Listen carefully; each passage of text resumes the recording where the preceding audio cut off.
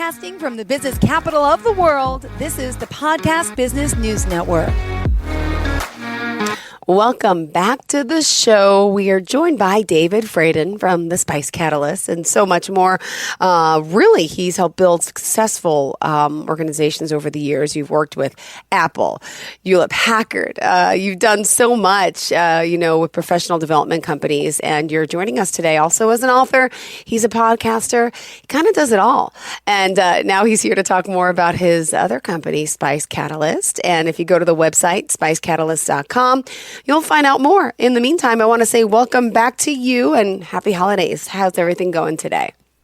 Well, what I want to talk about is organizing and managing insanely great products. So that's based upon my book by the same name. Yeah. One of the first things I talk about in there is the importance of calling the product manager, who's the person principally responsible for a product success, a product success manager. Okay. And the reason I advocate for that is I tell a story with a funny little memo that's up on my blog and the website where a product manager sends a memo to his boss, the VP of product management, says, I want to change my title to product success manager because with the title product manager, nobody knows what I do. And he says, for example, I would go to a cocktail party and meet a lovely lady, and we start talking. And after I ask her what she does, and she tells me, she asks me what I do. And I say, I'm a product manager, and I'm principally responsible for doing market research and product research and understanding what my customer wants to do. And then I define them in terms of writing up personas, and then the total of a market, the total available market, the target market, do the competitive research, the product positioning, the value proposition, the messaging points, the sales plan, the marketing plan, the training plan, the distribution plan. And usually before I get through more than about 15 seconds of that, she turns and walks away. So, boss, I need your help so that I can get married and have the requisite 2.3 kids. Can I please change my title to Product Success Manager?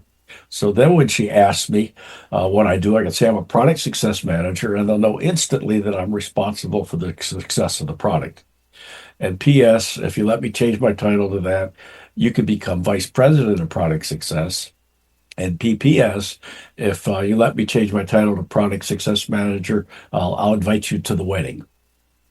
So I told this story to a bunch of engineers and product managers at Samsung back in 2018 in Bangalore, India.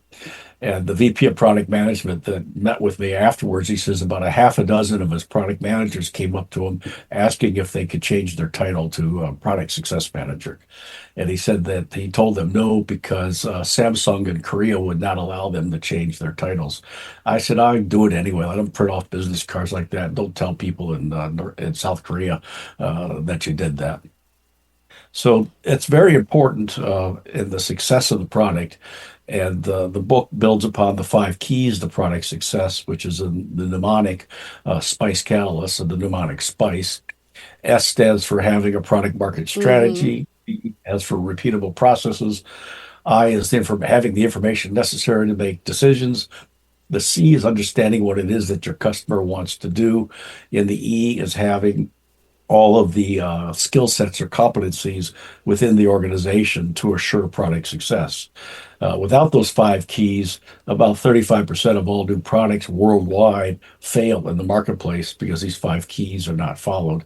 And in previous episodes of this podcast, we went into each of those areas in much more detail. Got it. The concept of a product manager was actually developed by Dave Packard and Bill Hewlett of Hewlett-Packard in 1938, and that's where the title product manager came from. But it actually dates back to 1931, 1932, when a fellow by the name of Neil McElroy promoted the idea of having what's called a brand manager. And he wrote a memo to the president of Procter & Gamble, and he says, a brand manager is responsible for naming the product that's easy to pronounce, rememberable, recognizable, and translates into other languages easily. That is kind of funny because there was a car that Chevy named. I forget what it was. I think it was Nova. But in South America, in Spanish, Nova means throw up. So that was not a good idea. Uh, No. the GM's brand managers did not follow McElroy's first point in his memo. Then he says the product manager's responsibility is to position the product in the mind of the potential customer in the marketplace and to focus on the product versus a business function like finance, HR, manufacturing, and so forth. And many corporations are organized on a line basis in manufacturing, engineering, HR, legal, and so forth, with little focus on the product. So the product manager needs to pull that together to focus on the product and not Hmm. the focus. It also enables a multi-divisional structure with decentralized decision making. Yep. And that was one of the reasons that HP grew 20% a year every year for Impressive. 50 years, is because they had individual divisions of less than 500 people that were as close to the customer as possible. And then lastly, his memo says that the product is driven not by the Salesforce requests for Okay. features, but what the product, how the product matches into the customer's, what the customer wants to do, what the customer needs and wants. Example of this is a friend of mine, Dean Stewart, who was one of my clients, VP of product management at Nixdorf Diebold, which made ATM machines. Oh. He said that his president came back from a dinner meeting with the president of Bank of America, and they insisted upon these ATM machines having a certain set of features. So they had to shake up the engineering team Ah. and start up again, and they built the product with all those new features in it. And then when they shipped the product, sales did not go up at all, and no one could be held responsible. So, salesperson follows Newton's law of or Ohm's law of least resistance. They prefer to take an order rather than go out and work on trying to sell things. So. The brand manager and pretty much the product manager today, or what I prefer to call the product success manager, takes full responsibility for the product's characteristics, customer testing, pricing, sales, promotion, packaging, and advertising. But without the authority today, as what happened, is the brand manager had the Oh. authority. They had the budget over all of those things, Mm-hmm. the budget to pay for the marketing, the budget to pay for the market research. But that was stripped away in the product management job description at HP, and that pretty much persists to today, thus rendering the capabilities of the product manager only on the basis of their negotiation skills and their mediation skills to persuade others to do the things that they need to get done. So that's the key differences between brand management, product management, and I advocate that the product success manager should be given the budgetary authority back so that they truly can be have the authority over the product's success. Got it. And, today, obviously, you're here again, and I love how you're, just as a business owner, as an entrepreneur, so organized in what we do, what we talk about, and what we see. And you always bring new light to something. And clearly, it just fascinates me with all that you've done, that you're here and you're still continuing, to be so successful. I commend you on that in your business and helping others become as successful and learning how to operate everything. So it just fascinates me, someone who does not have an entrepreneurial brain, which I wish I did. Fascinating. I'm learning so much from you again in this field. So I just have to commend you on that. And back to you at the Spice Catalyst. Sorry to interrupt about, I can't organize anything, let alone my house, and you can organize businesses. So go ahead. We're going to talk more about the voice of the customer coming up too. Well, that's critical, and that's what you do in terms of understanding your customer, understanding what it is they want to do, when they want to do it, where they want to do it, how they want to do it, what's standing in their way. how important it is to get it done, and how satisfied are they with the current solution. Well, you have to be listening for that with listening posts in the marketplace and around your organization. Listen to the issues being raised by support. Listen to the questions being asked in the training classes. Listen to the questions that the your sales force is making. And a classic example of this is when COVID hit, restaurants were thrown into a tizzy because people couldn't go inside a restaurant, and they had to quickly pivot to either delivering food or allowing for pickup of food or serving outside where the air could circulate and COVID would not be as intense. So that needs to be an ongoing thing. And I've said before that the way to know that your product is ready for the market is when you've identified 15 unmet needs that your product will satisfy. So you're listening out there as to what the customer wants to do until you identify those 15 unmet needs.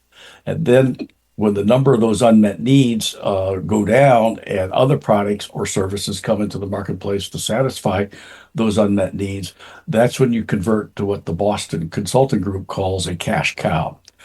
And you stop investing in Mm-hmm. R and just milk the product for as much profit as you can for as long as you possibly can. So the voice of the customer is very important.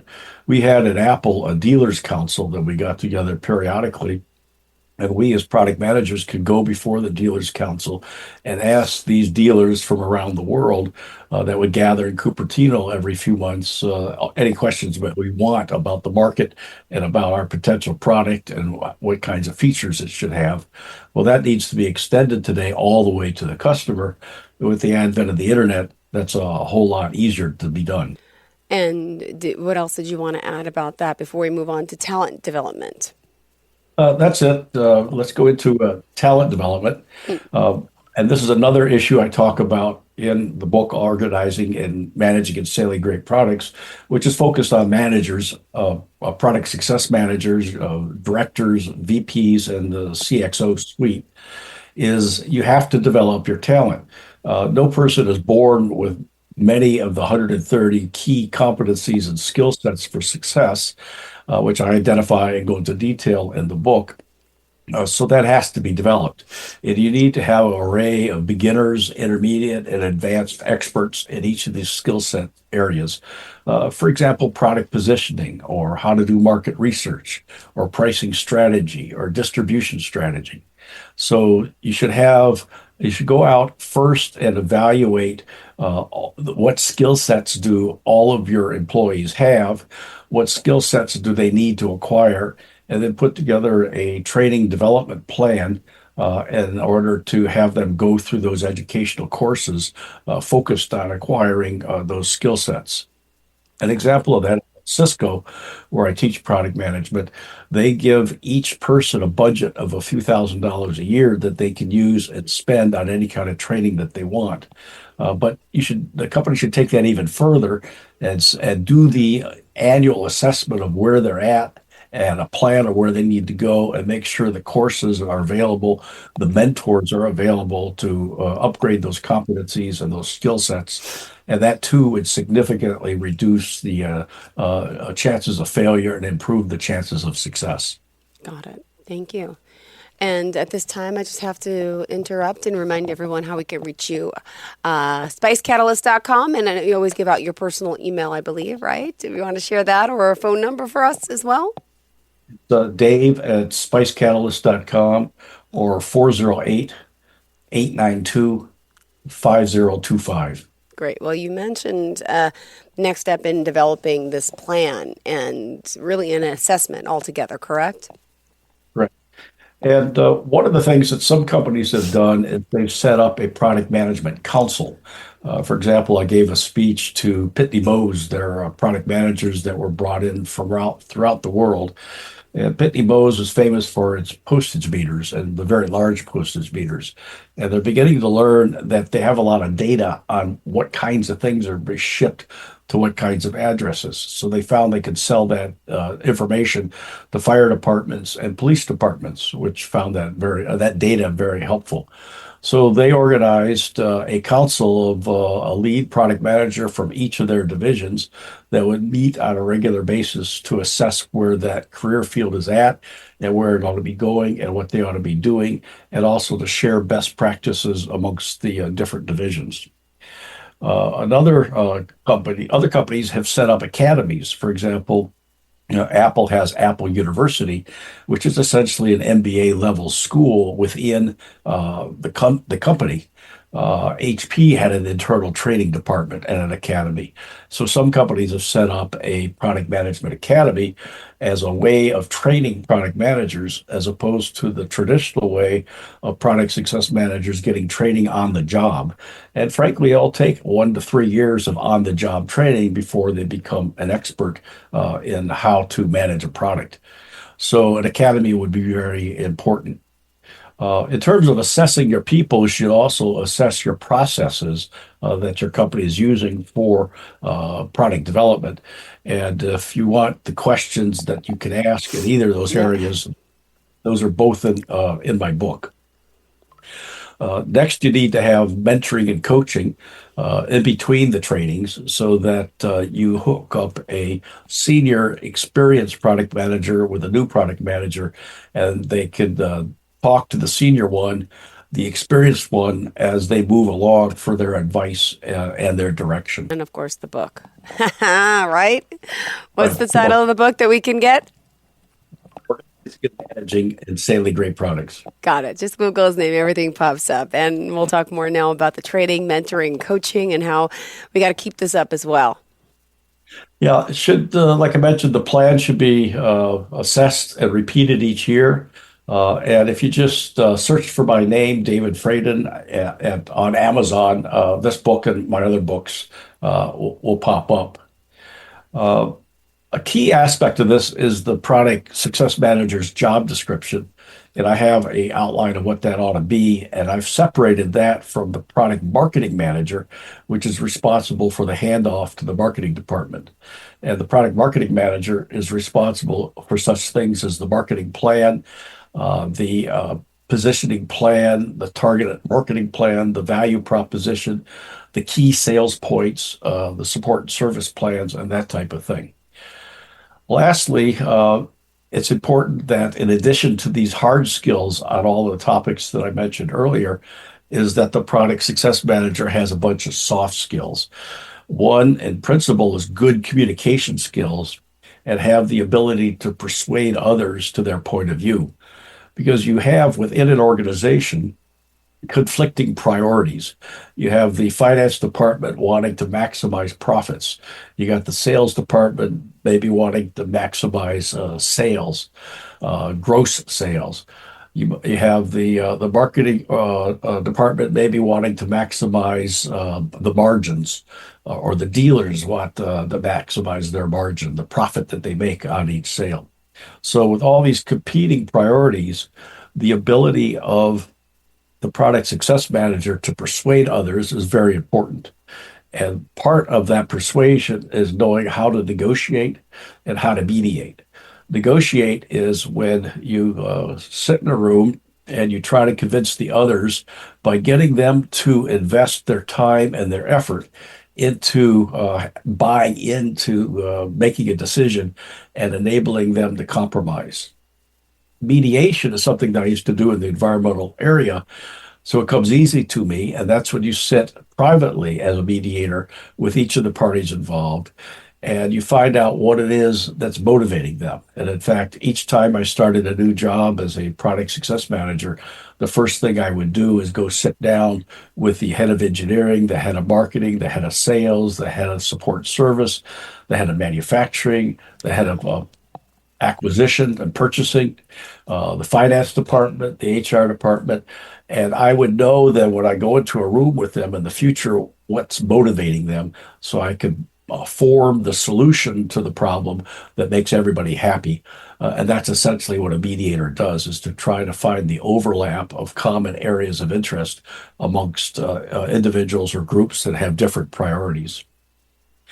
Another soft skill is leadership. And you can't lead unless some people are willing to follow. And if you've got nobody willing to follow, you can't lead.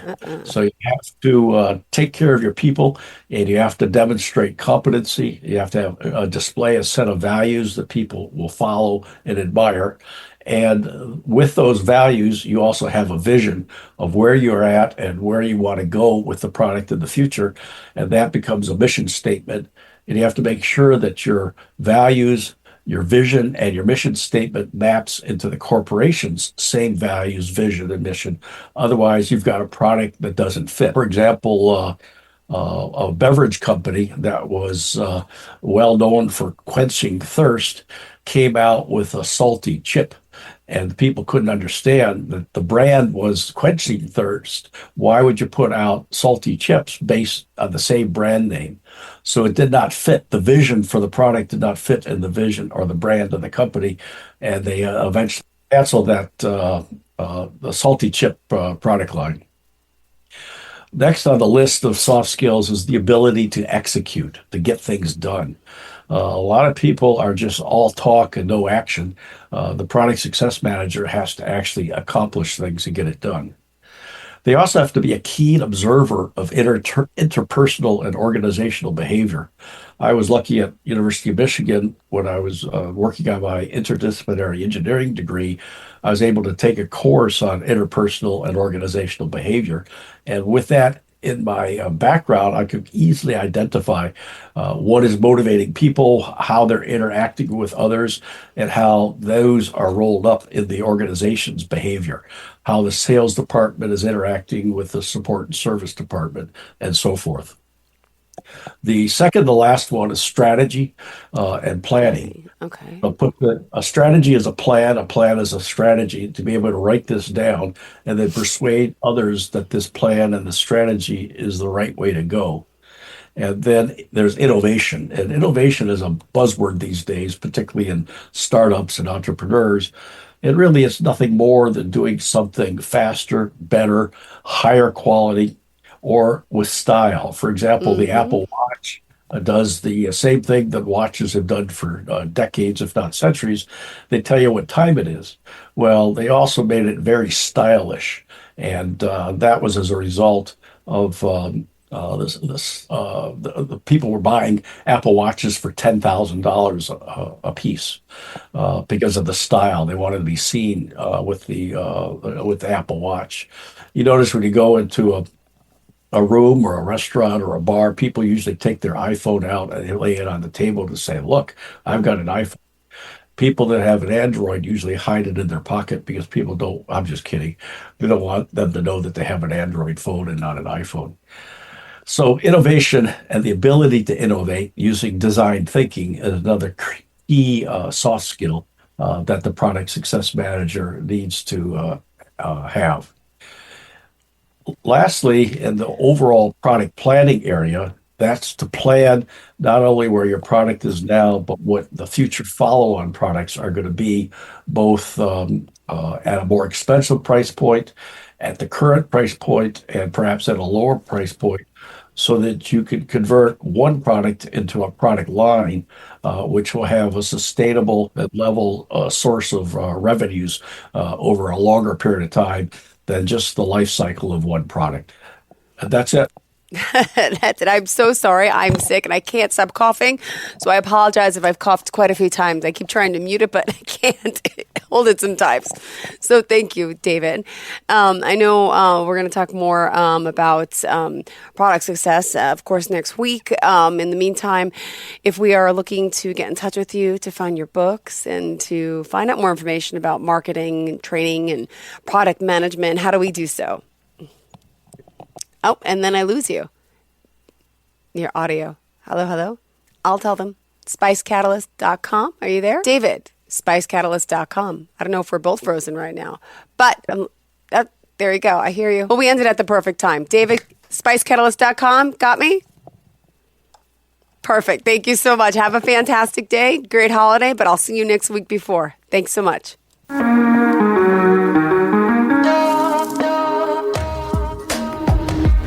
Broadcasting from the business capital of the world, this is the Podcast Business News Network. Hey, what's up, everybody? I'm Jason Derulo. I love that music connects to people all over the country. But unfortunately, so does something else. Childhood hunger. 15 million kids struggle with hunger right here in America. And yet, every year, billions of pounds of surplus food in the U.S. go to waste instead of going to the children in need. Feeding America is working to change this. The Feeding America nationwide network of food banks rescues this surplus of food to help provide meals to families in virtually every community in the United States, including yours. But they just can't do this alone. Join me in the fight against hunger in America. For more information on what you can do to get involved, visit feedingamerica.org. That's feedingamerica.org. Together we can solve hunger. Together, we're Feeding America. A message from Feeding America and the Ad Council.